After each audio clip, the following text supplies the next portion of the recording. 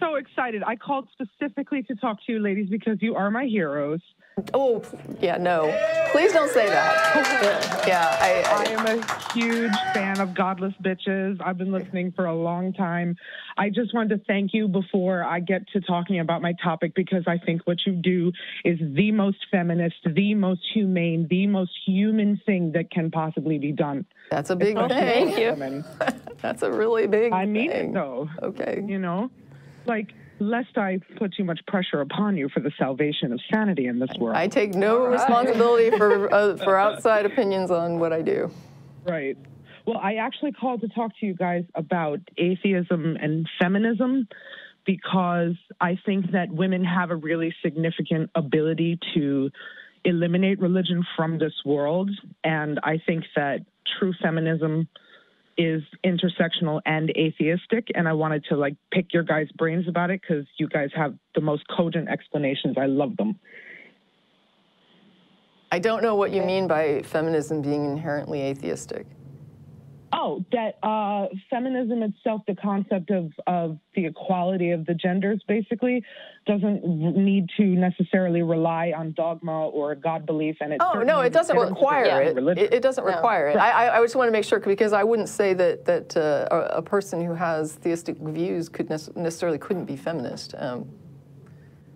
Although I suppose I'm talking about those who then adhere to Abrahamic religion specifically, or just a religion in general that disenfranchises women. I think the authoritarian, the authoritarian Western religion would be very difficult to square with feminism. I'll give you that. Yeah. Well, and I would say that that was one of the early criticisms of like the early second wave feminists. That they were too atheistic, because there were an awful lot of atheist feminists in. Makes it a little easier when you get out of it, but yeah.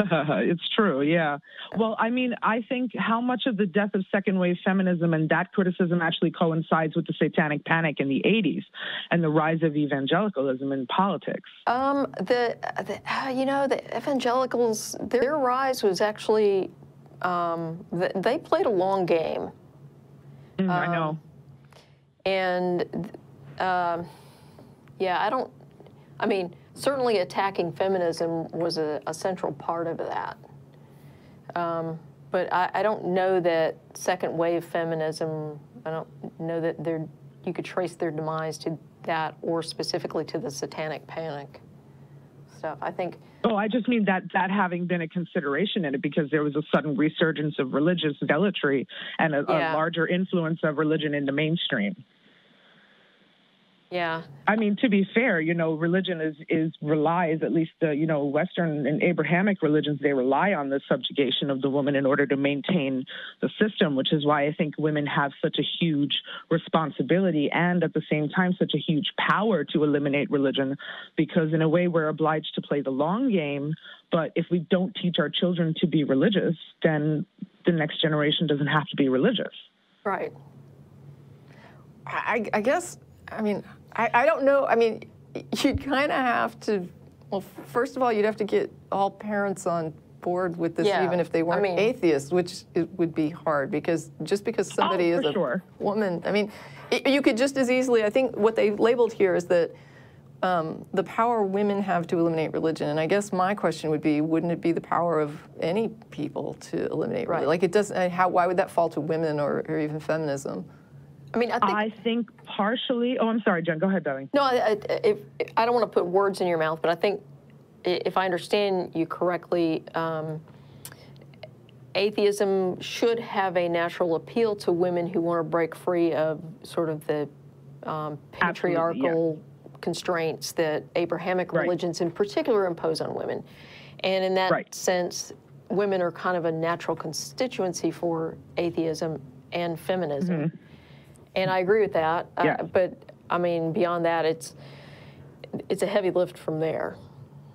Okay, well, I think I'm seeing it from a certain perspective, wherein I see that there's a certain ethic of care that's expected of women in, I'll speak for American society because I'm from New York, especially in American society, that this ethic of care, even though it's sort of balancing out now as we progress that women are the ones who generally have the influence over their children from the cradle. And it's often these women who have stayed within their religion, whether they felt doubts about it or not, and a lot don't. And they are the ones who are the first teachers in everything, including religion. But women are also more likely to be religious. Yeah. Yes, and I think that's because of where we are placed in society due to the patriarchy. Which it may be, but I don't know. I mean, I really don't know that that's causal. I can understand why somebody would think it, but I don't know that that's a demonstrated fact. Yeah, and I think if you look at the studies that talk about like societal health and the fact that the least religious societies are also the societies that have more social supports. Mm-hmm. So again, it comes down to a resource thing. Constrained resources means people are more, religious versus, abundant resources. People don't have to rely on religion for basic things. Right. And I think if we got to a point where we actually did provide more support to families in general, but women and children in particular, I think we probably would see a decline in religion. Yeah, I think religion fills a gap that it does not, that it ferociously guards. Yes. And wants to keep, they want to keep that gap there. They want to make sure that you live in fear of losing your job tomorrow and in fear that, Absolutely. Because that's their role, and they are not going to let somebody else step into that role. And so they are really against the idea, when it comes to the authoritarian religions, against that concept of social welfare, because then what happens to them? Yeah. Right. Well, because it allows them independence. But you would, I would think that because I just finished, I wrote my thesis on Socratic law and like how it applies to women's health and how like we use it in our country to legislate. If there is a genuine desire by these religions as they so express themselves. Although I do remember, I think it was Tracie that you said you went to a church where they said you don't have to help anybody, it's every man for himself. Right, yeah. Yeah. So that's crazy. But if there is such a communal desire and a communal aspect to these churches, why are they not supporting these programs? I mean, I know the answer to this question, but churches should be asking. Are you talking about social programs? I mean, the liberal Christians do support social programs. It's the authoritarian ones that don't. Yeah.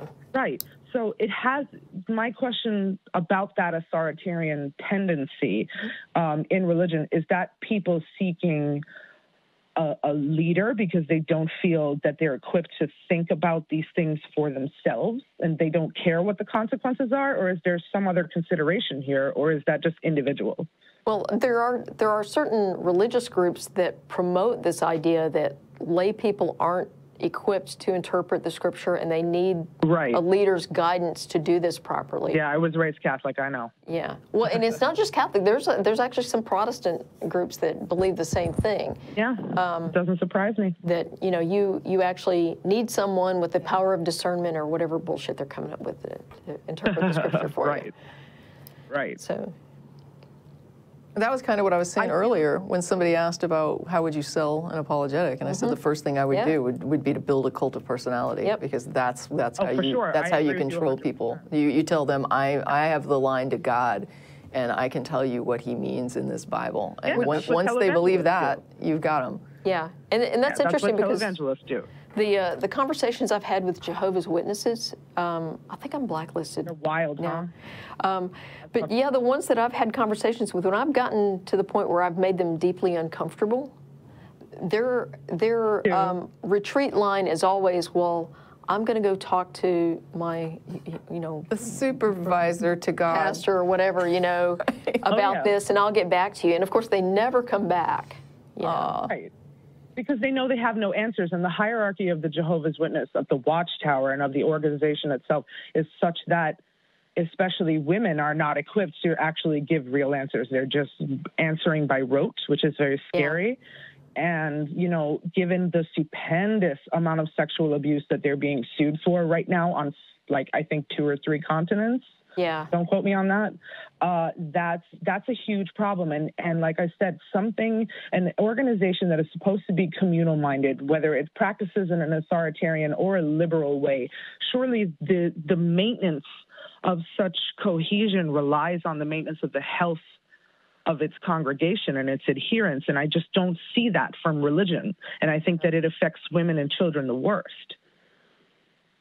Yeah, I mean, I would say that most people, you know, outside of authoritarian religion would agree that authoritarian religion is not a positive thing. I mean, authoritarian structures and hierarchies generally are not a good thing, but when you add God's authority to it, you end up with a nightmare. So I think that the whole, you know, I don't think you're going to get much, you know, there's a lot of literature on the harms of authoritarian thinking and growing up in authoritarian homes and in authoritarian belief systems. It's damaging.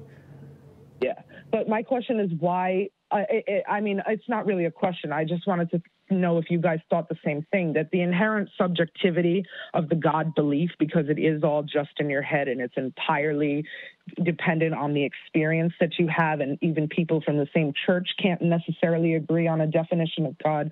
So the inherent subjectivity of that experience is all the more reason why it should not ever be considered in lawmaking or any sort of like... one of the many reasons. Yes, it's one of many reasons not to... Yeah. But I mean, I would agree with you. Believers shouldn't feel empowered to use that as an explanation. I'm sorry, Tracie. It's okay. I was just going to say that I do agree with your idea. I think that there are societies that have demonstrated pretty clearly that if you put a gap in learning for a generation, like if you basically rewrite your history texts, it only takes like a generation or two, and you've got a new history. So I do think that access to knowledge for younger people, and you know, having the capacity to write or rewrite the information for the next generation or two can affect society in a huge way, no doubt about it. And if you're basically saying, you know, child caregivers they're well situated, I would think, you know, in my own mind, after what happened here with our school board, I would say that communities and school boards are well situated to do that. And so if you have... I agree. I used to be a teacher. Yeah, and if you've ever seen the movie The Revisionaries, it's frightening. Yeah. At the end of it, I had a friend who said, "Is this legal?" Yeah. And I said, "It's completely legal." And the idea of just being able to have that small body of people, like less than a dozen people together, who are weird, you know, like religious to a creationist level, who are controlling the curriculum of the entire state of Texas school system, and then how that expands outward to books that are purchased by smaller states that can't get custom books, that then are buying the books that Texas is producing. And so you end up with this multi-state, you know, thing. And then when religious groups coordinate within the nation, then you end up with this big just flood of disinformation that comes out for a generation or two. And that's all you need. You just need to inflict it on one generation, and now you've got them raising another generation, telling them what they learned. Right. Well, if you guys don't mind me asking about being moms, do you feel that there is sufficient oversight with your kids' schooling? Because I feel like there's a lot of these private institutions where parents send their kids, I guess, for fear of the big bad public school system, which did me just fine. Yeah. Do you feel like you have enough input on their education? For kids going to private schools? Just in general, like if you're wherever your kids go, do you feel like you? Yeah, my kid attends a public school, which is phenomenal. We have had an amazing experience with the public schools. Lots of support from teachers, from principals, everything. And I know some people who either homeschool or send their kids to private schools because they don't want them exposed to what they perceive to be negative elements in the public schools. Right. I think most of I feel that way about private school, religious school. Well, the thing is, I think most of the stuff that they object to in the public schools are a direct consequence of either overcrowding in the school, where you've crammed way too many kids into a small environment, or it's a consequence of poverty. Because poor school performance, whether people like it or not, is actually a proxy measure of poverty in that school district. And so I think if we could address poverty and school overcrowding, we would eliminate the majority of what people's concerns, legitimate concerns, are about the school system. When it comes to the other stuff, the doctrinal stuff, the dogmatic stuff, yeah, there are people that send their kids to private schools or they homeschool them because they don't want them exposed to gay people. They don't want them to have sex education. They don't want them to have, you know, a legitimate science education. They don't want them even exposed to certain elements of American history that are uncomfortable for them. And I want my kid exposed to all of those things. Absolutely. And I mean, exposure to gay people is unavoidable. He has 2 moms, so, you know.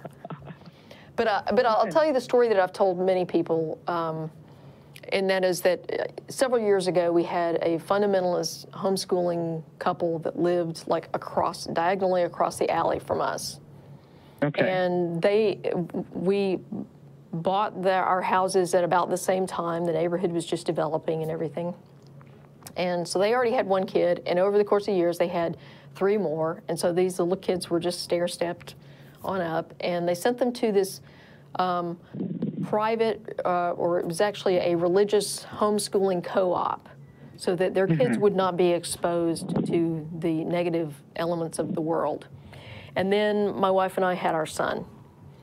And so every day when we took the kid outside to play, there were 4 little kids who were in this religious homeschool.